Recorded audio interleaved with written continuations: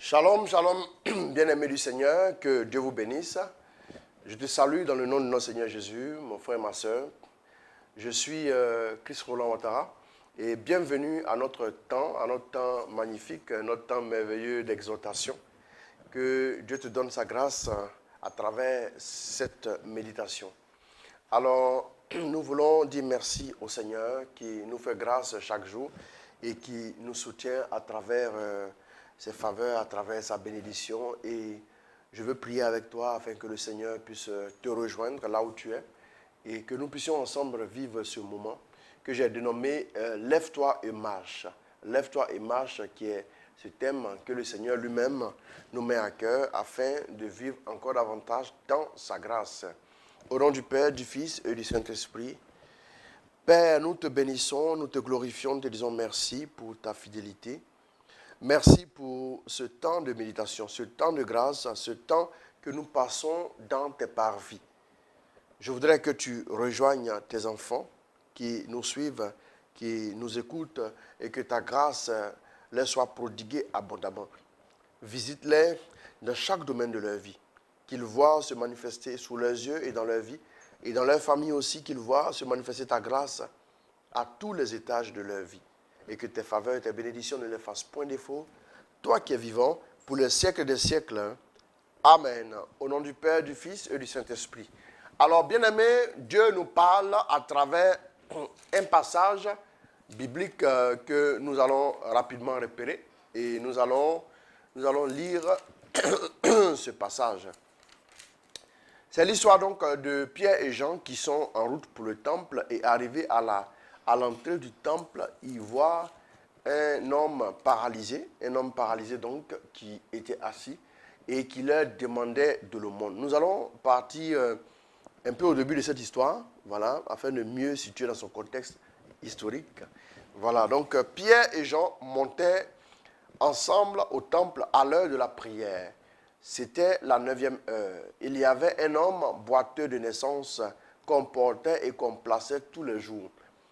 Voyons tout de suite que l'homme était boiteux de naissance. Vous savez, il n'avait jamais pu marcher.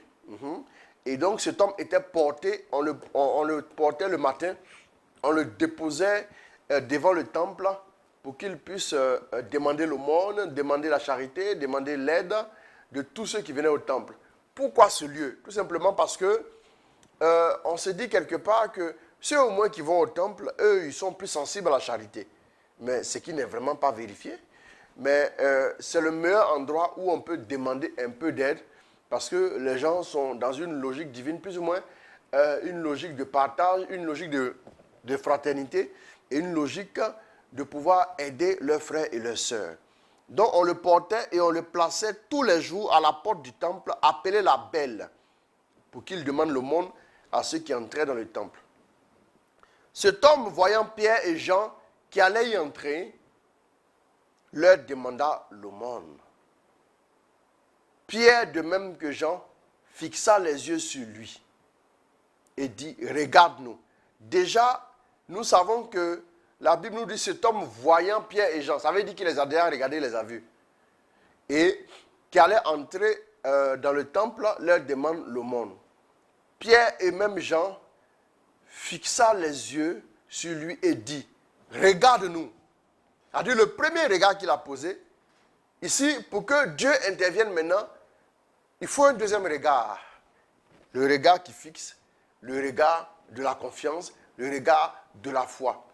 Vous voyez, quand vous voyez une personne, vous regardez un peu partout quand vous marchez, et vous voyez apparemment dans votre champ de vision, une personne que vous connaissez passe tout de suite dans votre champ de vision. Donc vous revenez maintenant vers la personne avec le regard pour poser maintenant le deuxième regard. Et lequel deuxième regard est le regard de la connaissance. Et le regard de « Ah, je comprends. Ah oui, j'ai vu ». Donc ce regard, c'est le regard de la révélation. C'est le regard de la dimension surnaturelle. C'est le regard de l'intervention divine. Bien-aimé, quel est le regard que tu poses sur ta propre vie? Est-ce qu'un regard superficiel? Est-ce un regard général? Ou un regard qui s'aligne sur Dieu? Ou un regard de la dignité? Ou un regard qui voit des choses que Dieu voit? Donc les disciples vont dire, regarde-nous. Et il les regarda attentivement, s'attendant à recevoir de quelque chose. Bien aimé, sachez une chose. Quand vous avez un mendiant devant une mosquée, un mendiant devant une église, un mendiant devant un lieu public, la plupart du temps, ce mendiant ne vous fixe pas, n'est-ce pas? Pourquoi? Parce qu'il se sent déjà indigne. C'est une forme d'indignité qu'il vit à travers le fait de dépendre des autres. Et la Bible signifie qu'il a été transporté pour être déposé là. Quelqu'un qui est transporté, son déplacement dépend des autres. Son évolution dépend des autres. Son mouvement dépend de quelqu'un d'autre. Cette personne-là ne peut que se sentir indigne, ne peut que se sentir inférieure aux autres. Parce qu'elle dépend exclusivement des autres. Si quelqu'un ne décide pas, la personne n'ira pas plus loin. Si quelqu'un ne s'arrête pas, la personne ne recevra rien. Si quelqu'un ne dit pas, je vais t'aider, la personne ne recevra pas d'aide. C'est une personne qui vit dans une condition d'indignité, dans une condition d'infimité. Cette infimité, cet infime, ce n'est pas seulement celui qui était à la belle porte. Peut-être que c'est toi aujourd'hui. Il les regardait attentivement, s'attendant à recevoir d'eux quelque chose. Alors Pierre lui dit, je n'ai ni argent, ni or, mais ce que j'ai, je te le donne. Je n'ai ni argent, ni or, mais ce que j'ai, je te le donne. Au nom de Jésus-Christ de Nazareth, lève-toi et marche. Waouh! Bien-aimé, ici, pourquoi Pierre dit, ce que j'ai, je te le donne? Pourquoi Pierre ne dit pas, sois guéri, mais il dit, ce que j'ai, je te le donne? Tout simplement parce que, quand Dieu nous appelle, il fait de nous des canaux pour notre génération. Par nous, il donne des choses. Et j'aime bien ça parce qu'il y a plus de joie, selon Acte 20, verset 35, il y a plus de joie à donner qu'à recevoir. Quand tu donnes, tu vis. Quand tu donnes, tu es épanoui. Et qu'est-ce que nous voyons? Pierre dit, ce que nous avons, nous te le donnons au nom de Jésus, lève-toi et marche. Ça dit, ce n'est pas la guérison en réalité que Pierre et Jean lui ont donné, même si c'est le cas. Mais au-delà de la guérison, il y a quelque chose que Pierre et Jean ont donné à cet homme. Et ce que Pierre et Jean ont donné à cet homme, c'est quoi? La dignité. Vous savez, quand Jésus vient dans notre vie, il nous donne notre dignité. Voilà pourquoi. Toi, peut-être que tu es dans l'infimité, l'indignité de quoi? Le péché. Ma soeur, tu es assise dans un péché. Mon frère, tu es tapis dans le péché. Tu en as honte. Tu es dans la masturbation, tu es dans la fornication, tu es dans l'adultère, tu es dans toutes sortes de péchés. Peut-être que toi, ton infimité, c'est ça. Tu as besoin aussi de te lever aujourd'hui et de marcher. Bien-aimé, parce que tu sais que tout seul, tu as essayé d'aller de l'avant, mais le péché n'a pas pu te libérer. Le péché n'a pas pu te laisser. Tu n'as pas pu le faire. Tu as eu besoin que les gens te transportent, comme l'homme paralysé qu'on transportait sur la civière. Bien-aimé, toi aussi, ton infimité, ce qui fait ton indignité, ce qui fait que tu ne peux pas te tenir debout aujourd'hui, ce qui fait que tu es couché, ou bien tu es même assise, ou bien même tu es même assis, c'est la maladie. Pour toi, peut-être c'est le péché. Pour toi, c'est la maladie. Oh, pour toi aussi, peut-être que c'est l'oppression. Dieu dit, lève-toi et marche. Cette oppression est brisée de ta vie aujourd'hui. Bien-aimé, cette maladie est guérie aujourd'hui. Tu es restauré aujourd'hui. Le péché dans lequel tu es, Dieu donne la force d'en sortir. Pour que tu te lèves et que tu marches, lève-toi et marche, pour que tu aies ta dignité pour accomplir ta destinée. Pour que toi aussi te lèves et que tu poursuives un but qui puisse te donner d'être épanoui. Pour que toi aussi, tes enfants puissent aussi reconnaître en toi un père digne. Peut-être que c'est l'oppression. Peut-être que c'est la dépendance financière des autres. Tu dépends des autres. Tu as des gens ici, un tonton, un tanti, que tu es obligé chaque fois d'appeler pour demander de l'aide. Parce que tu ne travailles pas. Parce que tu n'as pas d'activité. Tu as tout essayé. Finalement, tu finis par te sentir indigne. Vous savez, quand vous passez votre temps à demander aux autres, vous finissez par vous sentir inférieur à ces personnes-là. Bien-aimé, ne dépend jamais des autres. Bien-aimé, dépend toujours de la grâce de Dieu. Que la grâce de Dieu fasse ta vie. Que la grâce de Dieu puisse t'aider. Que la grâce de Dieu puisse te guider. Que la grâce de Dieu puisse te donner de passer de la position assise à la position debout. Bien-aimé, peut-être que c'est toi, tu dépends. Ton infimité, c'est quoi? Ton infimité, c'est l'ignorance. Tu es ignorant. Tu n'as pas le savoir qu'il faut. Tu n'as pas la révélation. Au point que tu penses que le salut se trouve dans la cupidité. Le salut se trouve dans quoi? Dans le maraboutage, dans le fétichisme, dans les œuvres occultes. Non, tu es dans l'ignorance. Et ça fait que tu ne peux pas atteindre ce niveau. Bien-aimé, lève-toi et marche. Notez que celui qui est assis est toujours en dessous de celui qui est debout. Là où je suis assis, si quelqu'un se tient debout, juste à côté de moi, la tête de la personne sera au-dessus de ma tête. Tout simplement parce que je suis assis. Tout simplement, c'est ça. Pourquoi, bien aimé? Tout simplement parce que j'ai une position assise. Donc, normalement, si je me tiens debout, normalement, je suis au-dessus de cette personne en termes de taille, mais parce que je suis assis, ou bien je suis couché, la personne est au-dessus de moi. Bien aimé, si tu restes assis, des personnes seront toujours au-dessus de toi. Un leader doit se lever. Oui, il dit, lève-toi, car ta lumière brille. Nous pouvons le voir en Isaïe 60. Il dit, lève-toi. Et le passage est là, lève-toi, sois éclairé car ta lumière arrive. Et la gloire de l'Éternel se lève sur toi. Voici les ténèbres couvrent la terre et l'obscurité les peuples. Mais sur toi l'Éternel s'élève, sur toi sa gloire apparaît. Des nations marchent à ta lumière et des rois à la clarté de ton rayon. Bien-aimé, il faut que tu te lèves. Quand tu ne te lèves pas, se lever, c'est la position active. Et non, s'asseoir, c'est la position passive. Se coucher, c'est la position passive. Si tu mènes une vie chrétienne passive, tu n'auras pas de résultat. J'ai vu dans les Écritures que l'esprit planait au-dessus des eaux. L'esprit est en mouvement. L'esprit s'est levé, prêt à agir. Sois un chrétien actif. Deviens un chrétien qui est dynamique. Et non un chrétien statique et passif. Non, bien-aimé. Oui, des chrétiens demandent des choses à Dieu. Tu veux que Dieu fasse de toi un directeur de société. Mais du matin au soir, tu es devant la télévision à regarder les films qui sont importés de l'Inde, qui sont importés du Brésil.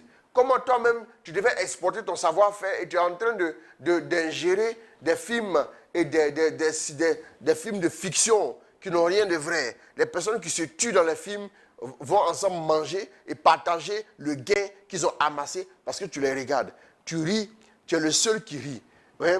Les autres dans le film qui pleurent, la mariée qui a été trompée sera payée parce qu'elle a été trompée dans le scénario. L'homme qui s'est fait prendre comme le mari cocufié, il sera payé. Et celle qui va chercher le mari des autres, permettez-moi l'expression, elle sera payée. Même tous ceux qui tiennent la caméra, ils seront payés. Tous ceux qui font ces activités dans le film, ils seront payés. Mais la seule personne qui ne sera pas payée et qui rit, c'est toi. Bien-aimé, lève-toi, va poursuivre ta destinée. Va atteindre ta destinée. Ne sois pas téléspectateur de ta destinée. Ne sois pas spectateur de ta destinée. Vous savez, quand nous regardons un match de football, nous acclamons. Mais ceux qui acclament ne seront pas payés. Pourquoi? Tout simplement, c'est eux qui payent et qui entrent pour venir acclamer les autres.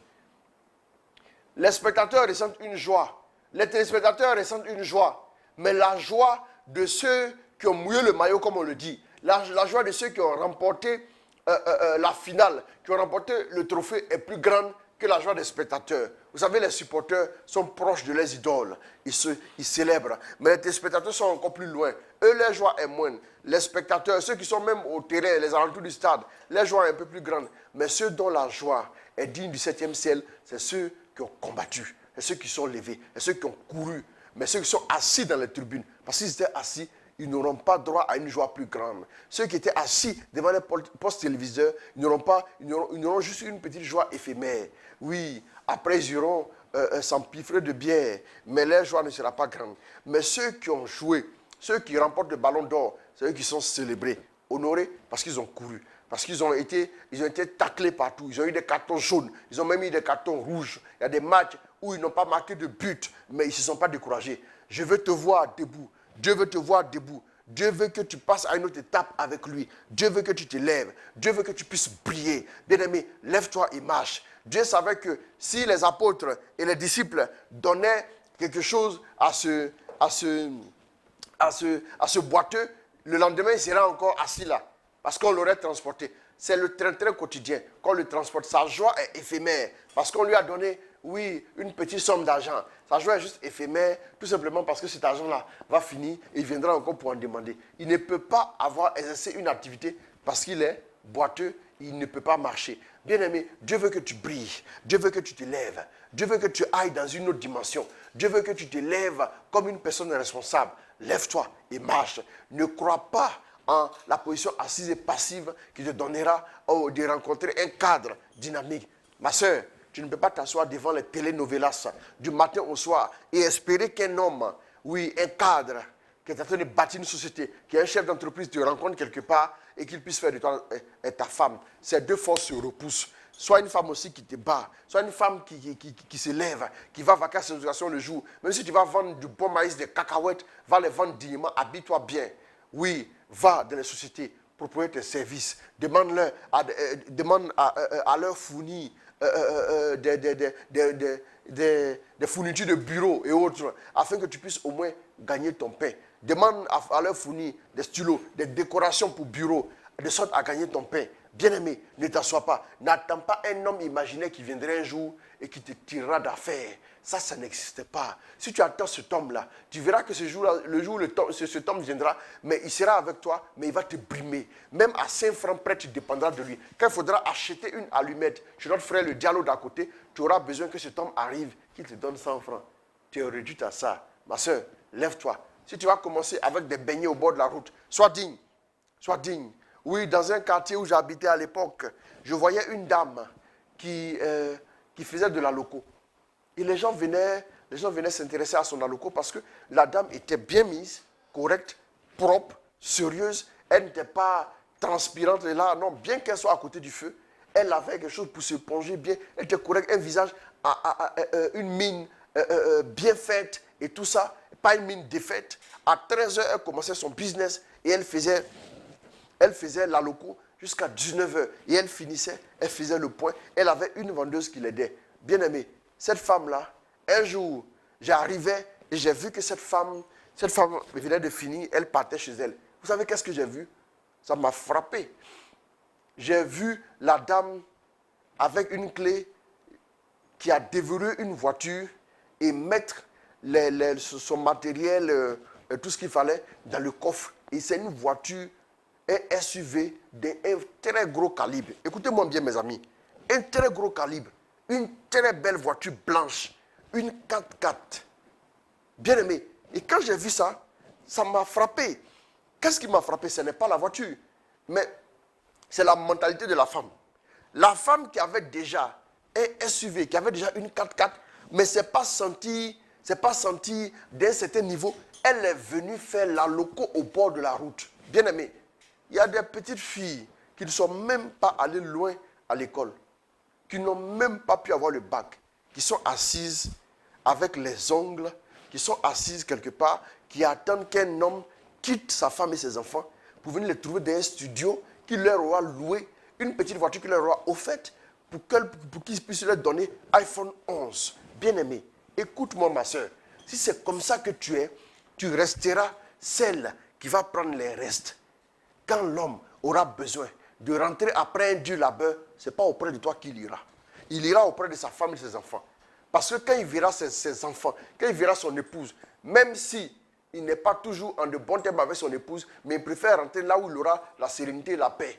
Parce qu'il sait que toi, tu es pratiquement celle qui attend tout de lui. Écoute-moi, ma soeur. Cette femme-là, peut-être que son mari, je ne sais pas si c'est son mari qui lui a offert cette voiture, mais cette femme-là se battait tous les jours, du matin au soir. Elle ne faisait pas la sieste. Elle arrive souvent même à 11h. Elle nettoie, elle balaie le coin autour. Elle s'installe, elle installe tout et elle commence à faire son aloco. Cette femme-là, chaque fois que je passais, je m'arrête, je lui dis bonjour madame, avec le sourire. Elle dit comment vous allez monsieur? Vraiment, et elle est une femme polie. Ça m'a impressionné parce qu'elle s'est levée pour se battre. Commence quelque part.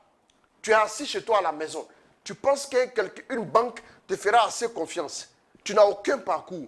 Tu n'as aucune hypothèque. Tu penses qu'une banque te fera confiance pour te donner 25 millions, 50 millions, pour que tu ailles faire commerce, import, export, pour que tu achètes des conteneurs? Ça n'arrivera pas, ma soeur. Ça n'arrivera pas, mon frère. Qui es-tu pour qu'une banque vienne te donner 25 millions? Non. Lève-toi. Tu as un frère qui peut te donner 20 000. Commence quelque chose avec 20 000. Tu peux commencer des beignets au bord de la route. Tu peux faire pain brochette au bord de la route. Tu peux faire porc au four au bord de la route. Tu peux faire une petite activité au bord de la route. Mais lève-toi. Si tu dépends financièrement des autres, un jour, tu seras dans la pénurie. Un jour, tu seras dans la limite. Vous savez, quand je lève mes mains, regardez-moi faire le mouvement. Je lève mes mains ont une limite. Mes mains ont une limite. Bien-aimé, je le dis, je ne peux élever quelqu'un qu'à la limite de mes mains. Je ne peux pas aller au-delà. Un homme qui a un certain niveau financier t'élèvera juste à la limite de son niveau financier. Et Dieu seul sait, en Afrique, ou bien même en Occident, combien de personnes sont capables vraiment de vous aider à la mesure de leurs finances? Ils vous aident juste pour des miettes. Ils ne sont pas capables de vous aider. Bien-aimé, ne t'assois pas pour te complaindre. Un homme était assis du nom de Bartimée. Quand il a entendu que c'est Jésus qui passait, c'était l'opportunité pour lui, pour qu'il se lève définitivement. Peut-être qu'aujourd'hui, Jésus qui passe, ce n'est pas moi, mais Jésus qui passe, c'est le message que tu entends. C'est cette parole forte que tu entends. Bien-aimé, lève-toi et crie. Pousse un cri. Chacun de nous, tous autant que nous sommes, nous pouvons crier. Peut-être que c'est ton waouh qui te mettra en mouvement. Peut-être que c'est ton wow qui te mettra en mouvement. Peut-être que c'est ton yes qui te mettra en mouvement. Mais pousse un cri. Lève-toi et fonce, bien-aimé.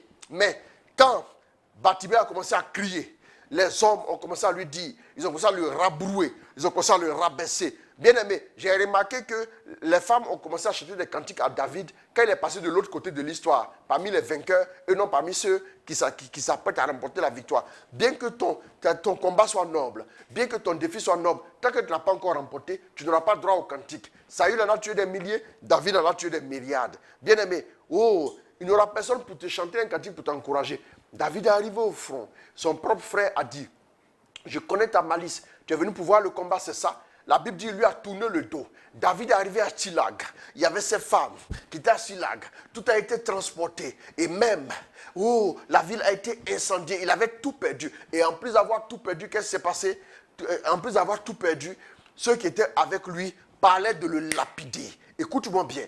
Même si tu as tout perdu et qu'autour de toi, ceux qui croyaient en toi se décident même à devenir tes ennemis, bien-aimés, ne baisse pas les bras. La Bible dit David a pleuré jusqu'à ce qu'il n'ait plus la force de pleurer. Ça veut dire qu'il a pleuré de toutes ses forces. Il n'a même plus la force de continuer de pleurer. Donc il est certainement tué. Certainement, il a commencé à ronfler, il dormait. Bien-aimé. Mais qu'est-ce que nous voyons? Qu'est-ce qui se passe? C'est que David s'est levé avec toute sa lucidité. Qu'est-ce qu'il a fait? Il a demandé au Seigneur, bien-aimé, garde ta lucidité. Fixe tes regards sur Dieu. Demande au Seigneur, que dois-je faire? Dieu a dit à David, poursuis-les, tu vas les rattraper. Quand il a poursuivi avec 600 hommes, à un moment donné, vous pouvez voir ça en 1 Samuel 30, à un moment donné, que 200 hommes étaient fatigués. Ils ont dit, David, trop c'est trop, on ne les rattrapera jamais. Mais David a continué, il a rattrapé, il a ramené tout le butin, en plus des bonus. Bien aimé, je vais te dire, peut-être que alors que tu es en train de pleurer une défaite, ta victoire est juste à côté. Lève-toi, essuie tes larmes et avance. Lève-toi et marche. Bien-aimé, j'aimerais terminer en te disant que maintenant, il est de la responsabilité de l'homme de comprendre que c'est à lui de relever le défi. Si Bartimée ne criait pas, Jésus serait passé. Jésus serait passé, n'est-ce pas? À votre avis, est-ce que Jésus se serait arrêté? Qu'est-ce qui a fait arrêter Jésus? Et pour que Jésus puisse poser une question à Bartimée, c'est les cris de Bartimée. Bien-aimé, quand un homme montre le désir, quand un homme crie, quand un homme pousse un cri, quand un homme se lève, quand un homme se bat, même si il est nul, même s'il ne faut rien, à un moment donné, à force de tâtonner, il arrivera à s'en sortir. Bien-aimé, au moins il le sait. Albert Einstein nous a dit un jour qu'un insensé qui marche ira toujours plus loin qu'un sage qui est assis. Ça veut dire que l'insensé qui marche a plus de résultats que le sage qui est assis. Ça veut donc dire que tu peux être fort, tu peux avoir de la maîtrise, tu peux avoir de l'onction, tu peux avoir tout. Mais si tu restes assis, si tu ne te lèves pas, tu ne peux pas avoir de résultats. Mon ami, lève-toi et marche. Je te le dis. Ce dont tu as besoin, ce n'est pas d'un financement. Tu as besoin de te mettre en mouvement, de te lever, de marcher. Les gens sont assis, ils attendent le financement. Et personne ne viendra avec un financement du Golfe, ou bien un financement des Émirats, ou bien un financement qatari, un financement. Non, ça ne viendra pas comme ça. Lève-toi. En attendant que les Qataris te voient, toi-même aussi, il faut que tu sois visible. Bien-aimé, lève-toi. Commence à monter ton dossier. Commence à aller sur Internet. Commence à savoir comment te vêtir. Comment, face à des investisseurs, comment on se tient. Tu ne sais même pas comment te tenir face à des investisseurs. Les investisseurs t'appellent, viens, tu es assis là. Ah, oui, c'est-à-dire que. Les gens te regardent et disent, mais lui n'est pas sérieux, on ne peut pas lui donner beaucoup d'argent. Il va disparaître avec notre argent. Parce que c'est quelqu'un qui cherche à sortir de la pauvreté. Ce n'est pas quelqu'un qui a un projet. Il ne faut pas que tu aides. Même quand tu vas faire un entretien pour un boulot, souvent vous êtes assis, vous êtes impressionné par ceux qui sont en train de vous entretenir. Moi, j'ai dit à mes enfants, quand vous arrivez à un entretien, si vous demandez qu'est-ce que tu peux apporter, dites que si vous me prenez, je vais faire briller l'entreprise. Pourquoi? Parce que l'onction est sur ma vie. Quand Joseph est arrivé chez Potiphar, on était encore dans l'ancienne alliance. Potiphar a regardé, il a remarqué que sa maison a commencé à prospérer. Bien aimé, vous êtes une chance pour l'humanité. Vous êtes la lumière du monde. Vous êtes le sel de la terre. N'ayez pas peur. Ne vous comportez pas comme des sous-fifres qui attendent juste un peu d'argent pour manger. Ne vous comportez pas comme des personnes qui sont des personnes affamées, qui ont la langue dehors, en train de mourir, qui arrivent et qui demandent un boulot juste pour ne pas mourir de faim. Vous n'êtes pas juste là pour demander un boulot, pour mourir de faim. Vous êtes venu offrir vos compétences, parce que vous êtes compétent.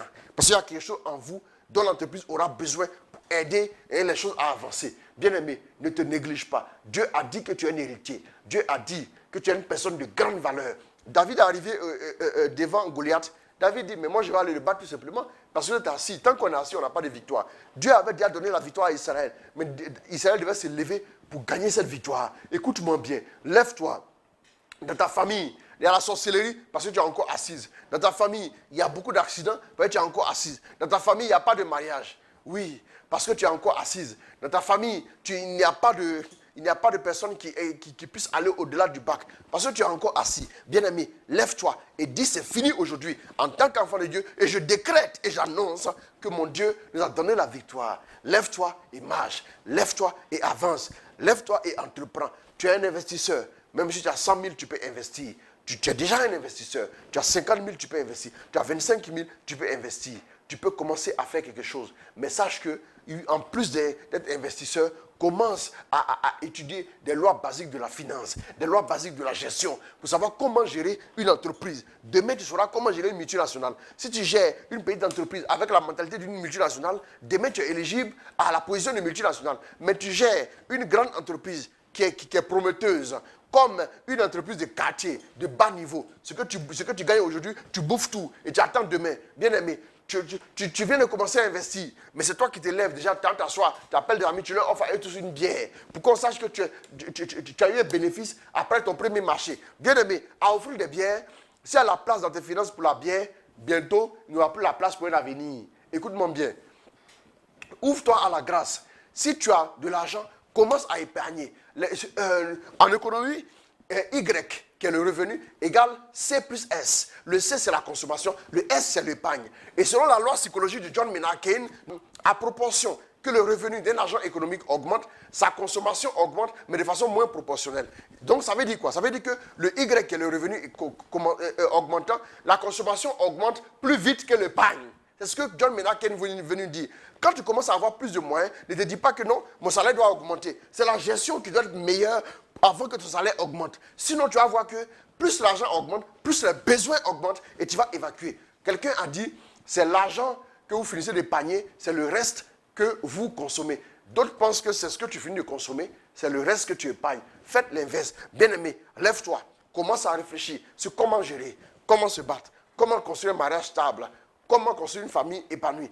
Quel est le langage d'amour des enfants? Lève-toi, renseigne-toi. Demain, quand tu auras des enfants, il faudra aussi être à leur écoute. Il faudra les coacher. Parce que tu n'es pas seulement un père de famille, tu n'es pas seulement une mère de famille, tu es un coach, tu es une coach, tu es un entrepreneur, tu es un entrepreneur. Bien-aimé, écoute-moi bien. Tu es un enfant béni de Dieu. Voilà pourquoi je te dis, lève-toi et marche. Aujourd'hui, j'annonce sur ta vie que tu es un homme responsable. Des familles se mettront en route derrière toi.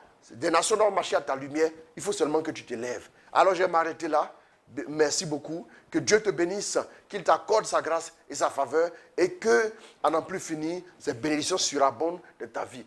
Je vois un chrétien s'élever, je vois une personne s'élever, je vois une personne bouger et devenir un exemple et briller dans cette génération et éclairer tout le monde et la gloire de Dieu resplendir sur ta vie. Que Dieu te bénisse, que Dieu t'accorde ses faveurs, qu'il t'accorde sa bénédiction et que sa grâce ne te fasse point défaut. Lui qui est vivant pour les siècles sans fin. Amen. Au nom du Père, du Fils et du Saint-Esprit. Amen.